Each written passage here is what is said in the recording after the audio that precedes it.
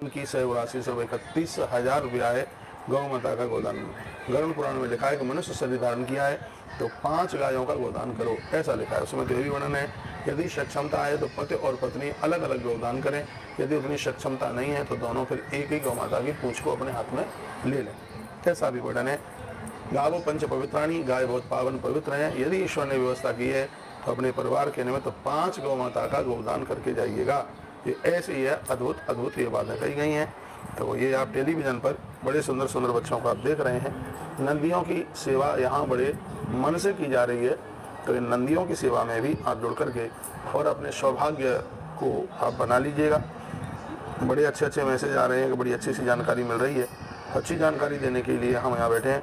यथा गौ भरते वर्षम क्षीरमुत्सव क्षीरणी एवं दत्ता सहस्राक्ष भूमि भरत भूमिदा। क्या सुंदर लिखा है। इसमें लिखा है, यदि किसी ने भूमि दान में दी है और ऐसी जगह पर गौ माता का दूध दोहते हुए उसे जमीन में गिर जाए, इसमें वर्णन है अकाल मौत तो परिवार में होने का कोई मतलब ही नहीं है। जितनी भी वो दूध की बूंदें गिरी हैं, पूरा का पूरा दूध पितृलोक पितरों के पास में पहुँचता है। ये लिखा है, कहा है, ये लिखा है, इस जगह पर ये लिखा है। इतनी बड़ी महिमा है। लिखा है, भूमि दाता कुले जाता सस्नाता भविष्यति, भूमि दान से पुण्य स फलम स्वर्ग पुरंदर। आगे आगे हे देवराजेंद्र, भूमि दान की इतनी बड़ी महिमा है कि भूमि दान करने वाला धरती पर यदि दूध की बूंदें गिरती हैं, वो पितृलोक में जाकर के पूर्वजों को संतुष्ट जाकर के कर देती हैं। भूमि दाता कुले जाता स नस्त्राता भविष्यति। कहा गया है कि भूमि दाता व्यक्ति जिस परिवार में उत्पन्न हो जाता है, उस परिवार में कहीं किसी की अकाल मृत्यु नहीं होती। भूमि दान का इतना बड़ा मातम्य है और भूमि दान की महिमा विस्तार पूर्वक आप सुन पा रहे हैं।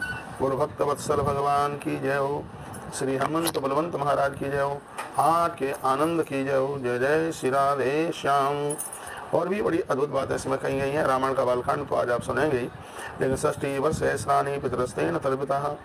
कहा गया है कि पूर्वजों के लिए किसी ने भूमि दान किया है, 60,000 वर्षों तक उनके पुरखे तृप्त रहते हैं।